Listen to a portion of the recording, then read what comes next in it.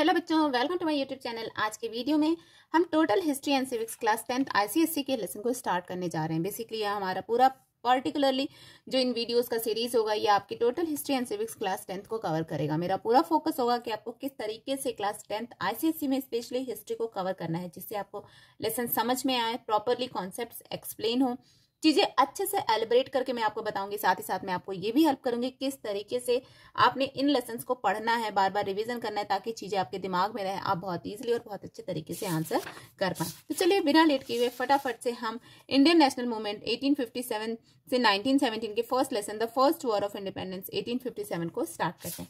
देखिए बेसिकली जो आपका क्लास 10th आईसीएससी का सिलेबस है वो बहुत ही कह सकते हैं अच्छा सिलेबस है। इस तरीके से ऑर्गेनाइज किया गया ताकि आपको समझ में आए कि किस तरीके से हमारे कंट्री ने खुद को प्रिपेयर किया, हमारे कंट्री ने किस तरीके से ब्रिटिशर्स के अगेंस्ट जाके चीजों को रखी और हमको फाइनली फ्रीडम मिला।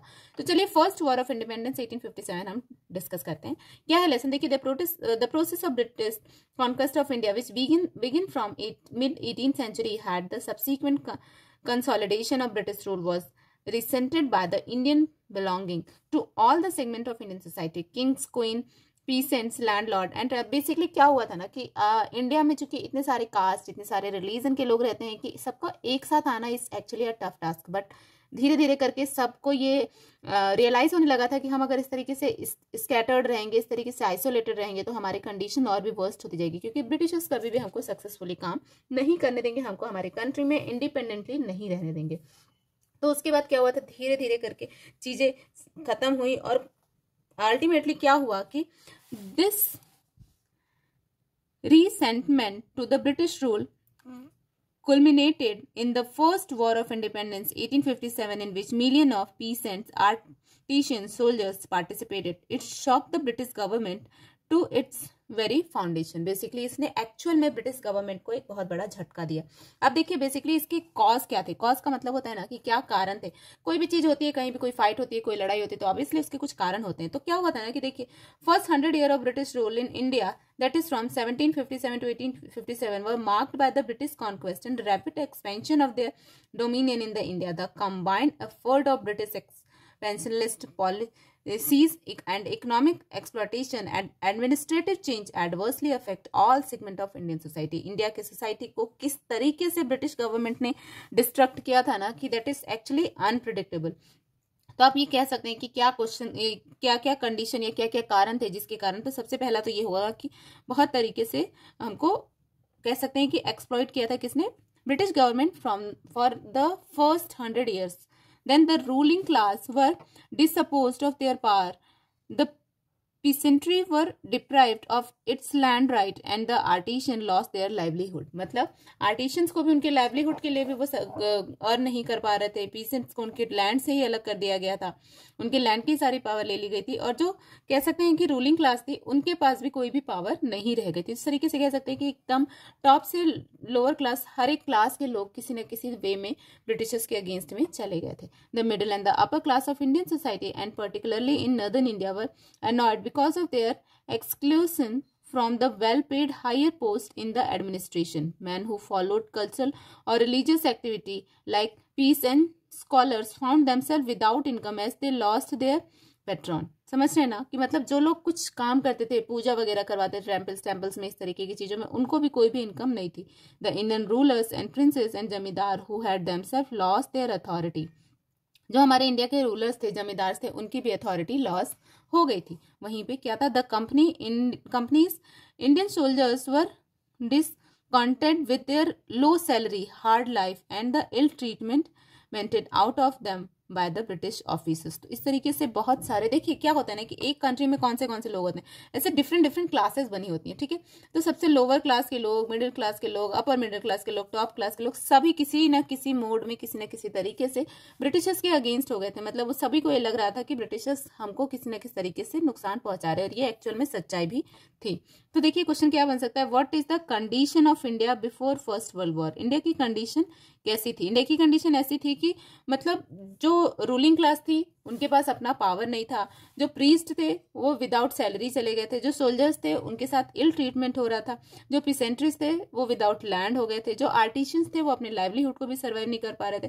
तो एक्चुअली में आप कह सकते हैं कि क्या कंडीशन थी, तो कंडीशन एक्चुअल में बहुत वर्स्ट थी। मतलब इन इंडिया इंडियंस ही अपनी चीजों के लिए बहुत ज्यादा स्ट्रगल नहीं करते चले जा रहे थे। अब देखिए इन कॉजेस को ही अलग अलग तरीके से एलिब्रेट किया गया। यहाँ पे पॉलिटिकल कॉज क्या था, political policy of expansion. British की क्या पॉलिसी थी कि वो अपने आप को धीरे धीरे एक्सपैंड करते जा रहे थे, ठीक है। Even since the battle of Plassey the East India Company territorial power increased rapidly. The British tried to expand their political power in India by 4 ways. देखिए क्वेश्चन आ सकता है, how British expand, by outright war, by the system of subsidiary alliance, by adopting the doctrine of lapse and on the pretext of alleged मिसरूल।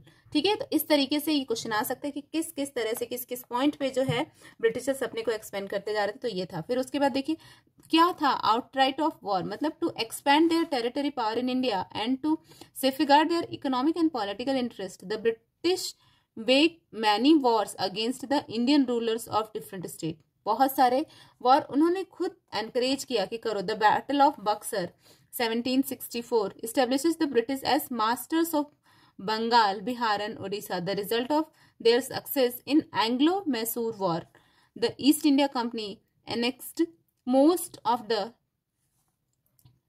territories of the Mysore state. After the Third Anglo-Maratha War, the Pashwas entire means and all Maratha territory north and south of the Narmada river were acquired by the British. तो देखिए British ने किस तरीके से मराठास को, पंजाब को, सबको धीरे धीरे करके वॉर के थ्रू हराया। मतलब कंपनी का बेसिकली जो ब्रिटिश की जो ईस्ट इंडिया कंपनी थी उनका मेन फोकस था कि हम किसी भी तरीके से इंडिया की पूरी टेरिटरी को अपने अंदर एक्वायर कर ले। उसके लिए वो बहुत सारे टेक्निक्स, बहुत सारे तरीके यूज कर रहे थे, जिसमें पहला क्या था, आउटराइट वॉर। अगर नहीं होता है तो हम वॉर में हरा करके जीतेंगे। Then by subsidiary alliance. What is subsidiary alliance? Some Indian states were brought under the British control without actually annexing them.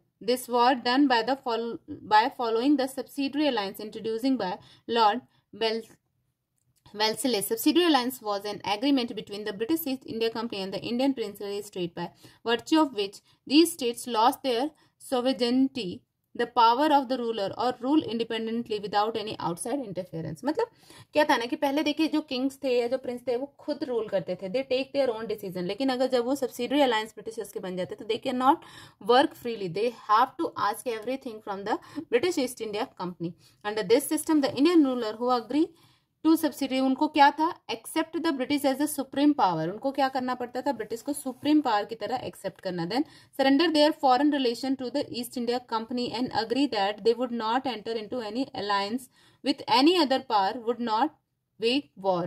Clear. Then accepted the British resident at their headquarter and agreed not to employ any European in their service without consulting the company.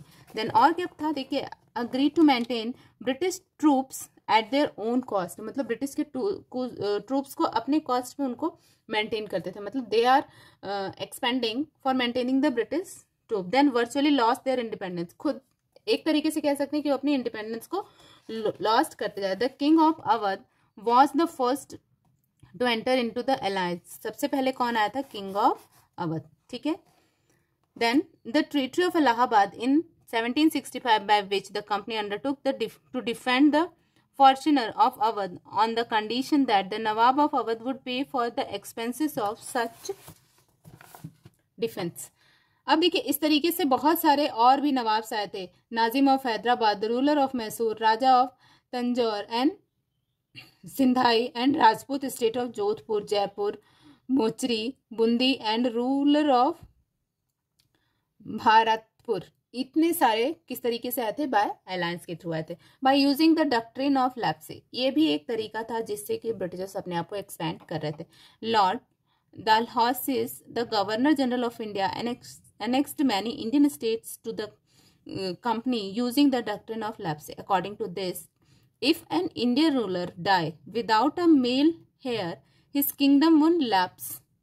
That is, it would come under the company's territory in India. मतलब कोई भी अगर king है वो बिना किसी अपने उत्तराधिकारी के, मतलब जिसका कोई सन ना हो, स्पेशली सन होना चाहिए था, मेल पर्सन होना चाहिए था। अगर मेल नहीं होगा उस केस में क्या होगा, वो ऑटोमेटिकली चला जाएगा किसके पास, कंपनीज के पास, मतलब ईस्ट इंडिया कंपनी के पास चला जाएगा। The other prominent state which were annexed by, सबसे पहले कौन आया था? झांसी। झांसी के बाद धीरे धीरे करके कौन से आए थे?